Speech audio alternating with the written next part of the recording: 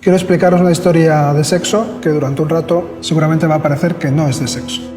Esta historia empieza en una piscina hace muchos años, un día caluroso de verano.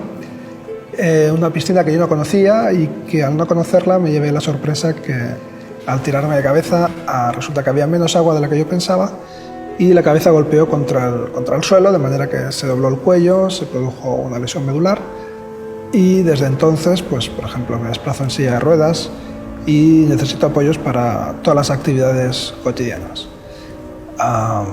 Hubo un periodo largo de hospitalización, de rehabilitación, en el que, entre otras cosas, los médicos me convencieron de que el deseo, el placer no eran cosas para mí, ¿no? Que mi corporalidad no permitiría vivir eso de manera satisfactoria.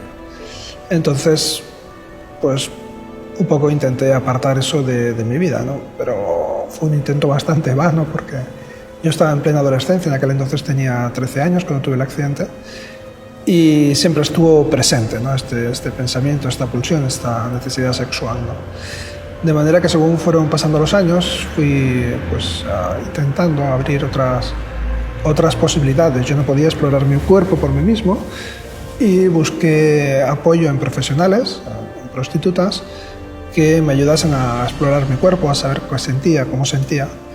Y ahí me llevé, pues, bueno, la gran sorpresa de que lo que me habían contado los médicos no era exactamente así, ¿no? Conseguí ir encontrando maneras de vivir el deseo y el placer que llegaron a ser muy satisfactorias, ¿no? En todo eso en un marco en el que mi vida había llegado a un punto también en el que, con muchas luchas personales y colectivas, pues había conseguido tener estudios, un trabajo, una casa, pero sin embargo no conseguía vivir como mis compañeros de trabajo. Yo me daba cuenta que mientras ellos pensaban en qué iban a hacer el fin de semana, yo me tenía que preocupar de cómo me iba a levantar de la cama ese fin de semana. Y en ese momento de crisis, de qué está pasando, ¿no? que falla en todo esto, me di cuenta que fallaba la mirada, fallaba la manera en que se te consideraba y por lo tanto la manera en que se te trataba, ¿no? Había una mirada muy infantilizadora, ¿no?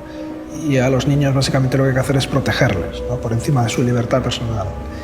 Y se nos trataba como solo niños, dependientes, ¿no? Entonces no era un problema de las leyes que teníamos, sino de cómo se aplicaban esas leyes por la mirada que había. ¿Qué hacer ante eso, no? Porque la mirada no la puedes cambiar con otra ley. Ahí fue donde me di cuenta que quizá toda esa otra parte de mi vida que había ido transcurriendo en paralelo, esa vida sexual que en principio no era para mí, pero que se había ido desarrollando, me di cuenta que todo ese ámbito había que trasladarlo también a lo público, a lo político, ¿no? Porque sexualizar nuestra realidad era la manera de romper con esa mirada infantilizadora que nos causaba toda esa serie de distorsiones en nuestras vidas. Y ahí fue donde empezamos a hacer, pues, desde documentales, películas, webs sobre sexualidad y diversidad funcional, de manera que colectivamente empezamos a intentar cambiar ese lema que nos había perseguido durante décadas, ese lema que la Alemania nazi se había inscrito en la entrada de los campos de exterminio, que decía: el trabajo os hará libres, ¿no? Y empezamos a reescribirlo en el sentido de saber que era el sexo lo que nos haría libres.